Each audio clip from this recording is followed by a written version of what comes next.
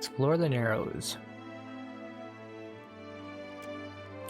Okay, I have to go left. And then go left? No, what? Go forward. Okay, I'm completely turned around. Turn around. Actually, retrace my steps to the exit. No, I didn't want to leave. Oh. I want to go right. And go left. Go left. I'm going to attack. Oh, there sure are a lot of you. Can I leave now?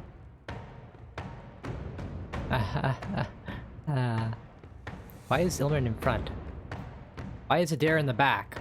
This makes no sense.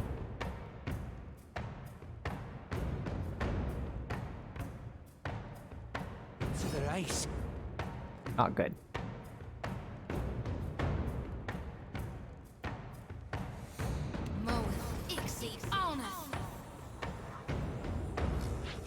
Adair.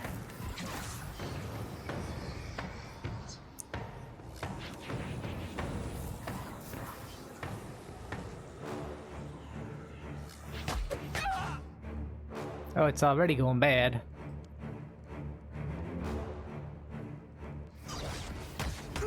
Ow.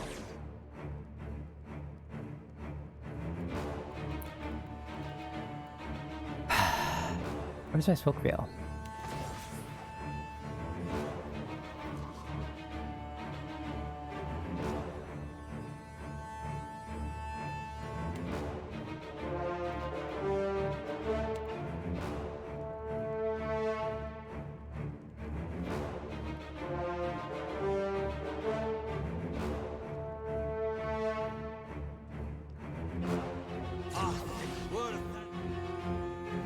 Do I have my smoke veil on now? I guess I do. Oh, I can't get through. That's great.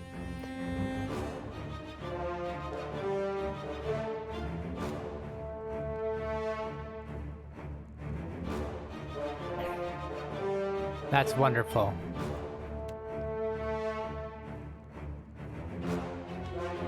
I move back a little to Dare. Oh, he's stunned. Everything's coming up, Ilmarin.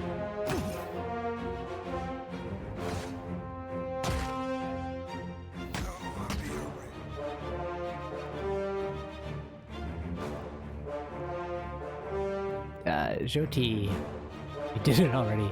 Oh boy.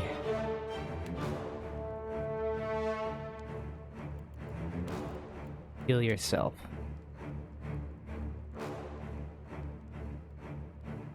Aloth. You can save us. Oh. Oh, you're a healer, are you?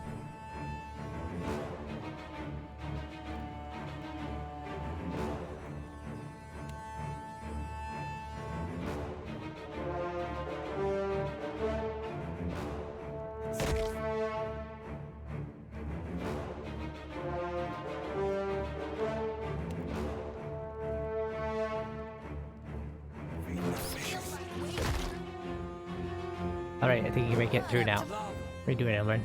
Elmer, what are you doing? Now I can make it through. Kidding me? Oh, he's immobilized because of the web. Ugh. Alright. Might as well load.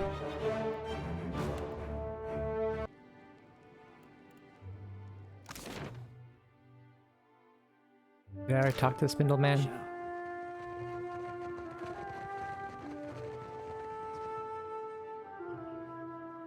Yes.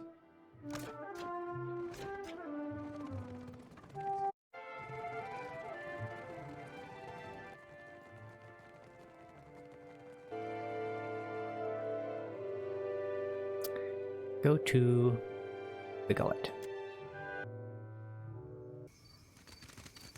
Where are we off to next? You be looking at this the wrong way, lad. Like she be someone else inside your head. Putting those cipher skills to work, aren't we? The pair of you share a soul, one and the same. She be your feminine side, or mayhaps you be hers. And both of us are equally capable of putting your snooping nose where it belongs.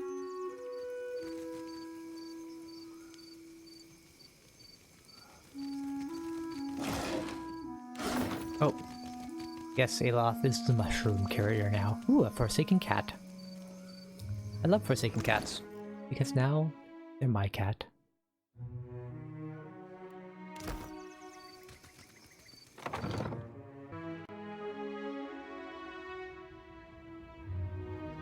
The flasks are empty, but for the crusty residue of used-up medicines. Pitli. The woman bends over a pile of dried, bitter-smelling herbs. She's crushing and mashing them on a dirty scrap of parchment, coughing with effort. She steps in front of you to block your way, wiping a ragged sleeve across her roomy, bloodshot eyes. Pitli? Good God, I nearly didn't recognize you. You look more death-warmed over than Dawnstar. Adair gives a nod and a wink. Didn't see you there, Shody. Listen, you and your friend should move along. She turns her head and stifles a croupy cough. I'm not feeling so good, and I'd hate to get you sick. Are you ill? So observant. You hear muffled hacking at the unsteady rhythm of labored, wheezing breaths coming from the back of the room. Nothing a little ginger root and some bed rest won't cure. Please, let me be. She takes another step back, blocking your view of the room beyond. The herbs on the table give off an odor that scratches at your throat. I hear people coughing in the back. She shakes her head and sighs. It's hard to keep them quiet. She lets loose with another fit of coughing, loud enough this time to echo in the small dwelling. She finishes and wipes a fleck of blood from her mouth. There's some sick Roparu in the back. Not much I can do for them now besides keep them comfortable. She looks at the crimson speckle on her wrist. And hidden. Is that wise? Keeping a room full of sick people in the most crowded district in the city? He glances around as if he can see noxious vapors in the air. It's better than leaving them to wander the district. I can give them a dignified death, if nothing else. Why are you hiding sick people? Because they've got drowner's lung. Spreads like gossip and kills even faster. What's Drowner's lung? A gift from the Valians. Scowls, dabbing the room from her eyes. Fills your lungs with fluid. Gets you coughing all the time, trying to clear them. One of my patients coughed so hard, she broke a rib.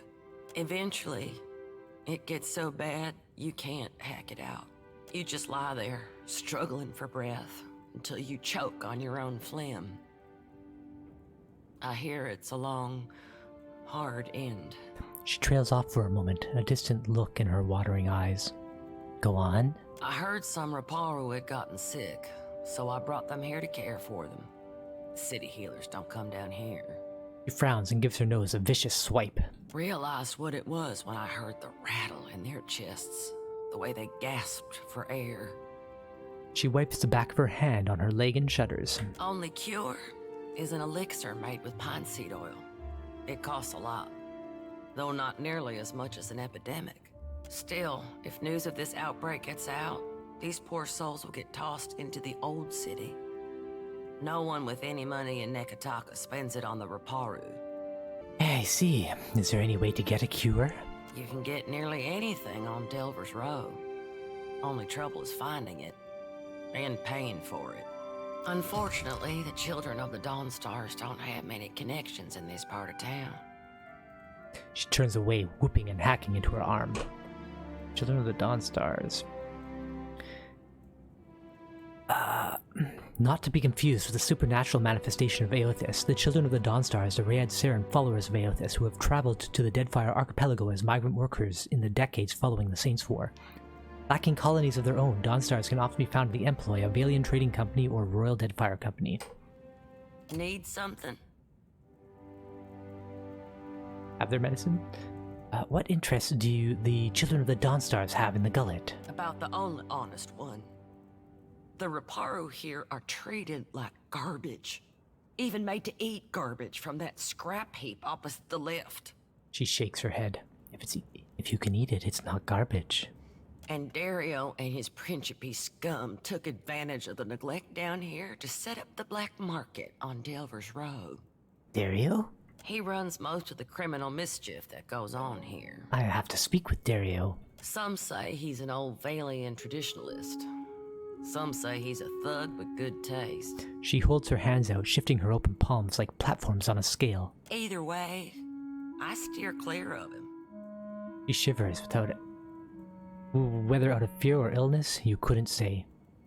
Go on. All the while, the Gullet gets more crowded as tribes from the other islands come to Neketaka. Some are driven from their homes by pirates, raiders, even trading company thugs. Her eyes darken. Others hear stories of the foreign wealth pouring into the city. What they don't realize is most of it flows between the foreigners and the palace. She makes a circular motion with her finger. So the Dawnstars are helping out? As best we can. Most of us came from Raid Saris after the Vorless Plight and the Saints' War. Or we were born to families that did. We remember what it's like to scrape by. Her eyes stray to the stained and spotted floor for a long moment. And maybe Delver's Rose spread some of this...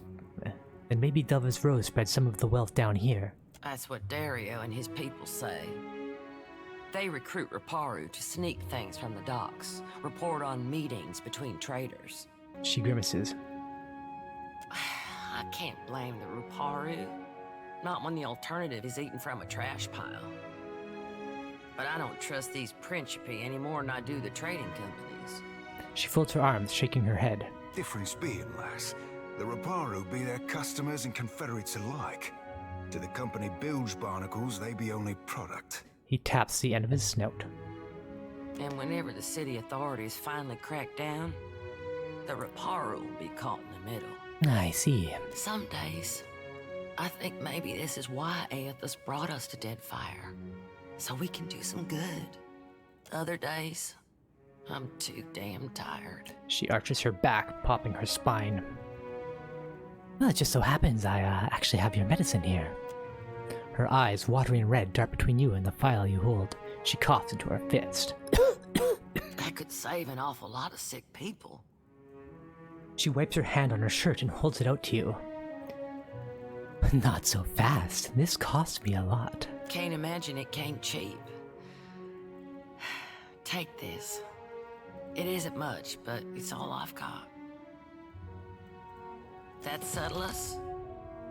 Because I should get these people taken care of soon. She glances over her shoulder at the sick Roparu. If you'll excuse me, I better start treating the sickest ones. Hello, Grey Jedi. Is it having hiccups? I wasn't aware. This is my second time streaming, so I'm not really sure how things are supposed to go. I shall make it so. The flasks are empty, but for the crusty reside of used-up medicines. Scrawled prayers, some in Huana script, are stashed in the shrine.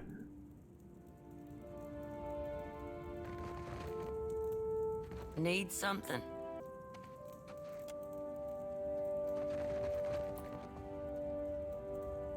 Oh, they have nameplates. You have anything to say? No, not really.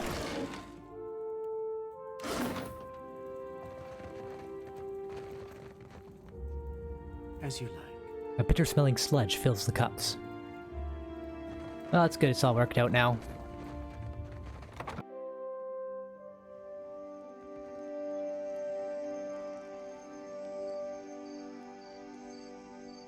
You've caught the eye of someone important. A cloaked figure sidles up to you, hidden behind a raspy whisper and a long, drooping hood. If you're interested in making good pay, and a good friend, head to the Narrows at the western end of the Gullet. Once you reach the alleys, go right and right again, as soon as you can. Then, follow the bend to the left. The bullies guarding the door have a weakness for chewing Svev. You can follow their trail. Her teeth flash under her hood. Tell them Dereo sent for you. And remember your manners. Oh, good.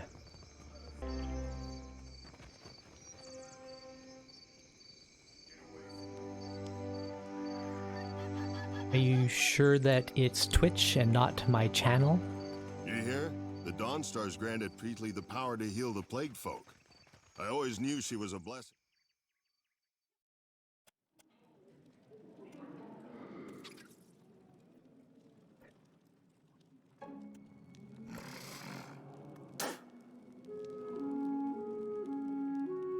A handful. Okay.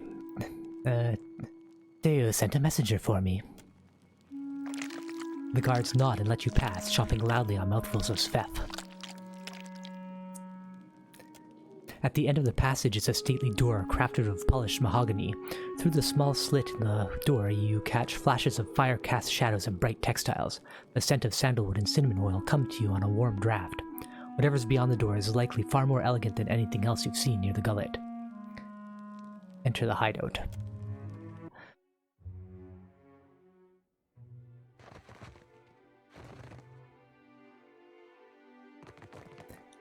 Don't keep the boss waiting.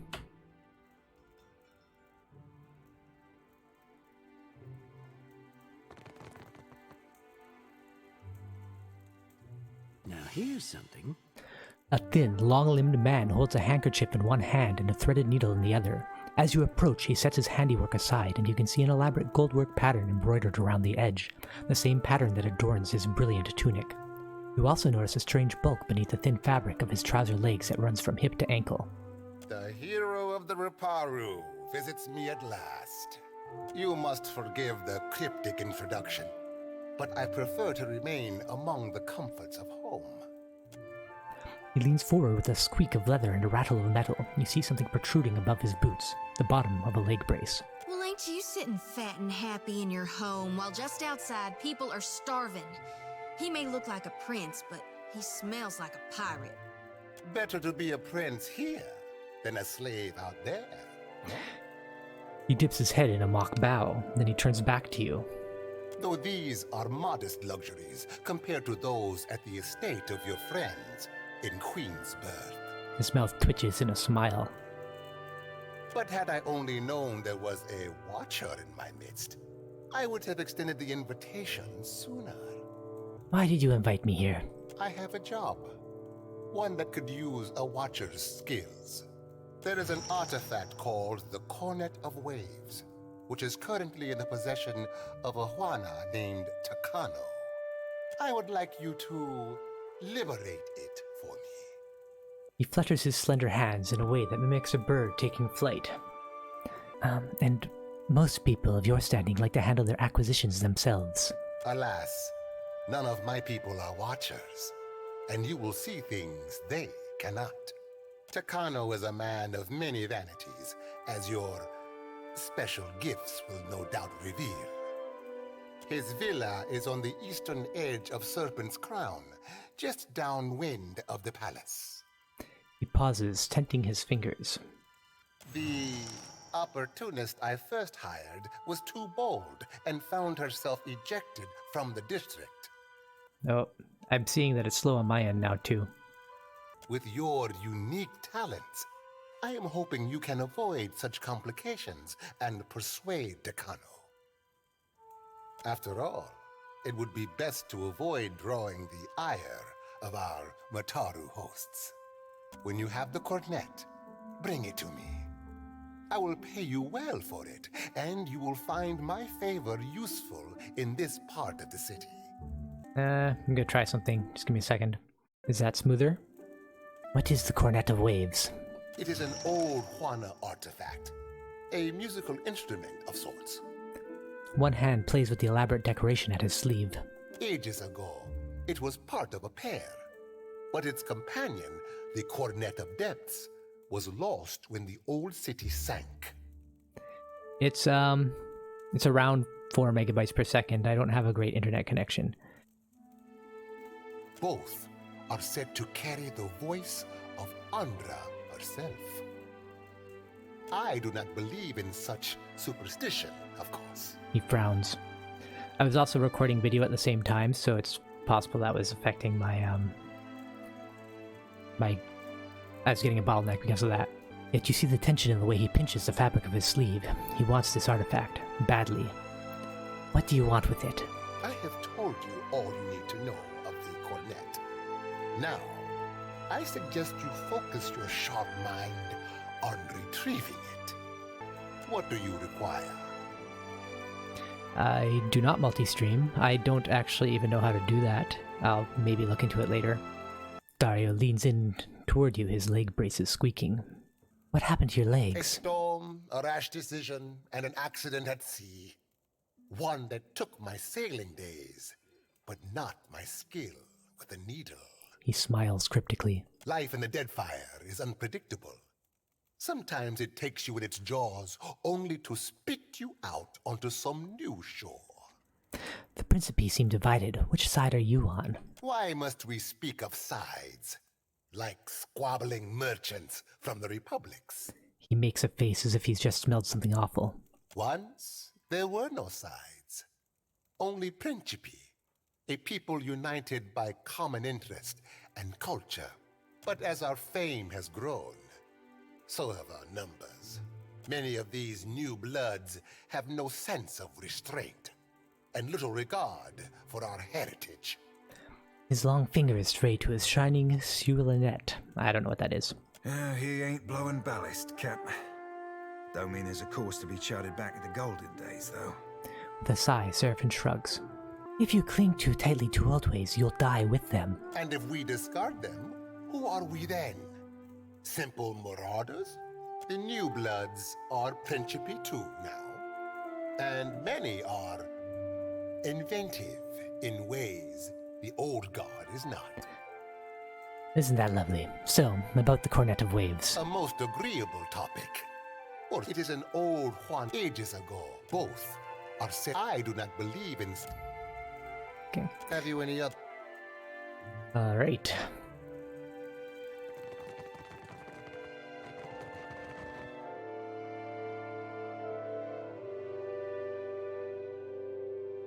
Let's go to Delver's Row, since I've spoken with Dereo now.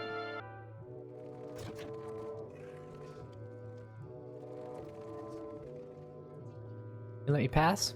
Delver's Row has plenty to offer, but it's that way. That's up to Dereo. Ah, fine.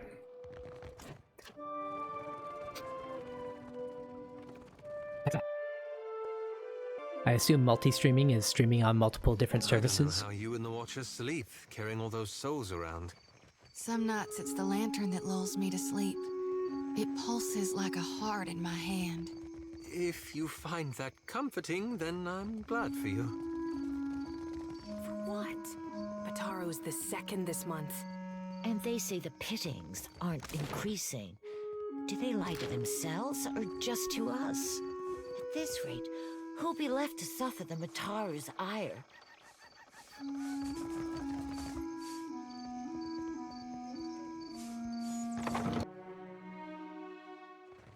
hear you.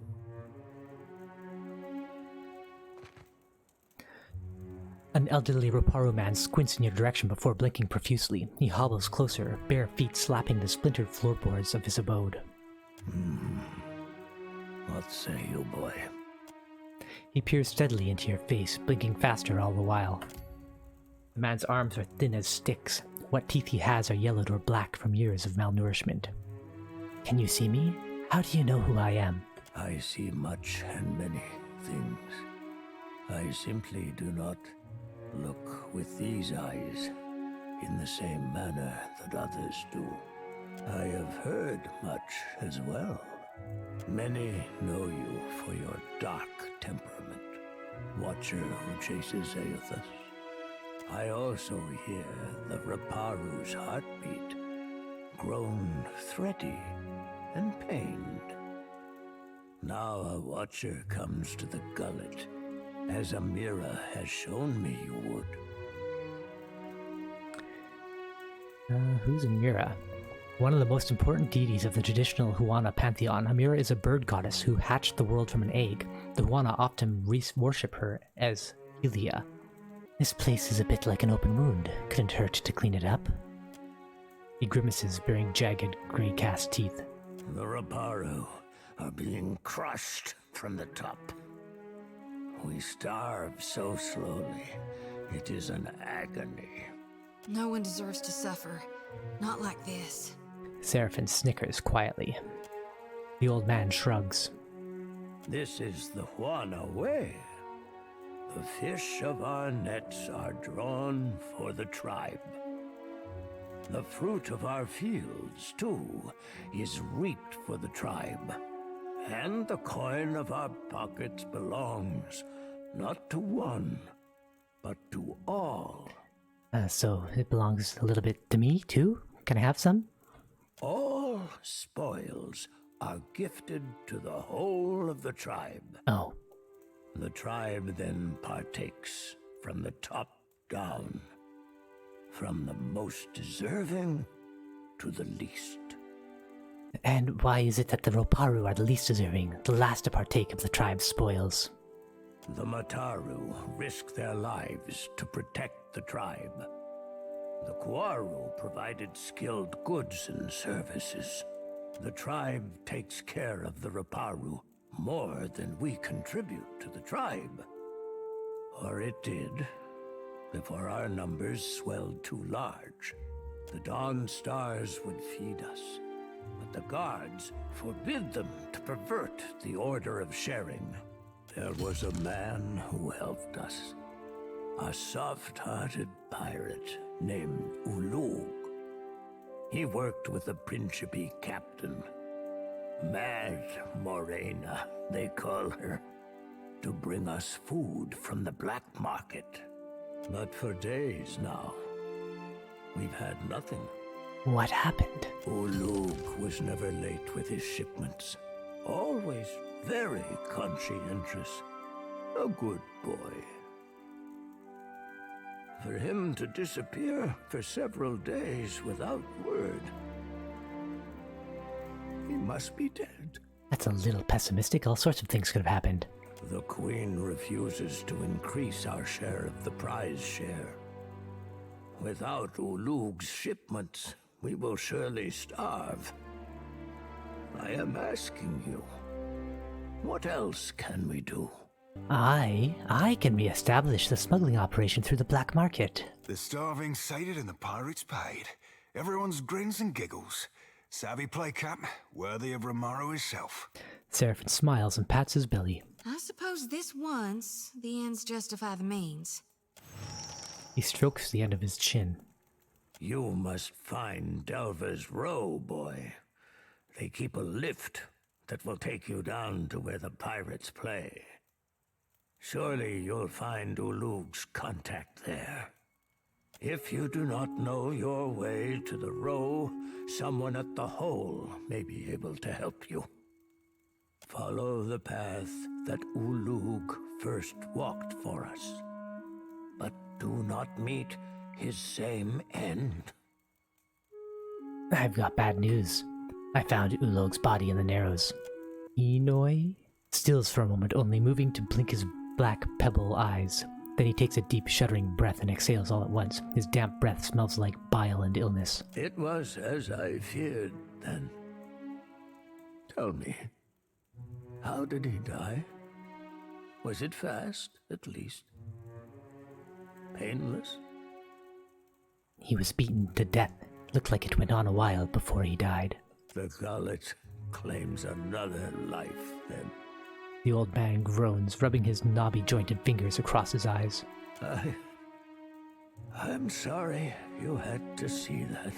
It's not right. Oh, I've seen worse. Thank you for your honesty, Watcher. Few are there who will deliver bad news in all its sorry truth. Speak, and I will listen. Well, I am looking for a place called Delver's Row. You mean the black market that lies nestled in the depths of the Narrows? The guards do their best to stomp it out, but they are a single boot against 1,000 ants. Them pox-riddled arbor-ogs would be better served taking towels to the sea, for all the drying they'd give it. The old man nods. I do not know how to get there, but someone at the tavern might. That's fine, I've already been there. Who are you? I've lived for many years in this gullet. My skin and bones have withered with each year, twisted harder, so that the Roparu now call me Pakitakiri. Pakitakiri, Huana for big person. The Pakitakiri is a role within Huana tribes for the purpose of resolving civil disputes. Rather than taking on the duties of leadership as chieftain would, the Pakitakiri offers wisdom and guidance to the tribe, acting as an advisor and negotiator as needed. Though you can see, I am not very big or much sturdy. If a dispute arises within the Gullet, I will see it resolved. That I can promise you. Tell me about the Gullet. What's the history of this place? Both time and tragedy have rotted the Gullet into a place of filth and crowdedness. Once, we Roparu lived in a fine neck of the city. But that time has fallen, and with it, the ruins of our old city under Neketaka. Long before the foreigners swarmed us, a sea quake rumbled our city, and the mountain cratered down. Many cried to Andra, and were swallowed for their efforts. His dead eyes flick side to side. Now the Mataru send us into the ruins of the old city to be punished. Within that pit lies darkness and death. Not silence, but an end. Oh, okay. Well, very well then.